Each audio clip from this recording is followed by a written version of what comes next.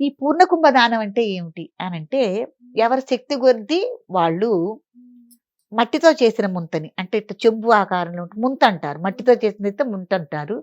అదే మనం కంచుతో గానీ, రాగితో గానీ, రా తర్వాత ఇత్తడితో గానీ, శక్తి కొద్దీ వెండితో కూడా చేసేవాళ్ళుంటారు. వెండి చెంబులు కూడా చేసుకుంటారు. కలశం చెంబులంటారు.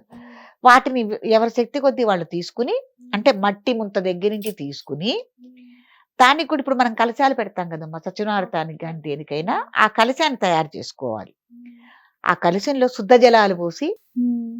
మామిడి మండలు చేర్చుకుని, పసుపు, కుంకుమ, అక్షింతలు, తర్వాత చిటికెడు గంధము, తర్వాత పువ్వు ఒకటి వేసి, ఆ పవిత్ర జలాల్లో నవరత్నాలు, పంచలోహాలు గూడా దాంట్లో వేస్తే ఒక పవిత్రతొస్తుంది.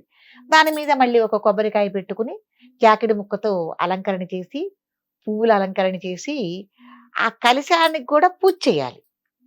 ఇప్పుడు మనం సత్యనారాయణ గాని ఏదైనా చేసుకుంటున్నప్పుడు, ఆ కలశం ఏంటమ్మా? ఏ దైవం అయితే మనం నోచుకుంటున్నామో ఆ దైవం. మనకి ఫోటో ఉన్నా లేకపోయినా, లేతే ఆ ప్రతిమ ఉన్నా లేకపోయినా, ఆ కలశమే మనకి దైవం. కలశ రూపంగా మనం ఆరాధన చేస్తున్నాం కదా! ఒక వెంకటేశ్వర స్వామి వ్రతం చేసుకుంటే వెంకటేశ్వర స్వామి కలశం. ఒక నరసింహస్వామి వ్రతం చేసుకుంటే నరసింహస్వామి కలశం కదా!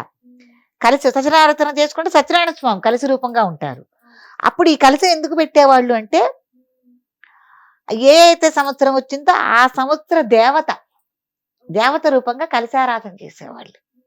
యథావిధిగా కలశానికి పూజ చేసి, ధూపదీప నైవేద్యాలు చేసుకొని, చక్కగా ఒక వేద పండితుడిని గాని, ఒక పరిపూర్ణమైన ఒక బ్రాహ్మణ్ణి గాని చూసుకుని, పూర్ణ కుంభదానం అని ఇచ్చేవాళ్ళు. అంటే ఈ ఈ ఈ కలశాన్ని పూజించిన తర్వాత, దానికి కొంత దక్షిణ చేర్చి, ఆ పవిత్రమైన మనిషికి ఇది దానం ఇచ్చేవాళ్ళు.